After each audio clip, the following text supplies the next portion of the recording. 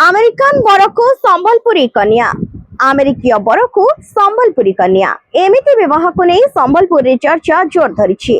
विशिष्ट संबलपुरी तथा प्रसिद्ध रंगवती गीत गायक पद्मश्री जितेंद्र हरिपाल को नातुणी पायल हरिपाल एवं अमेरिकार न्यू जर्सी सहर कायली जॉन फिगोला को विवाह करी चर्चा रे अछंती।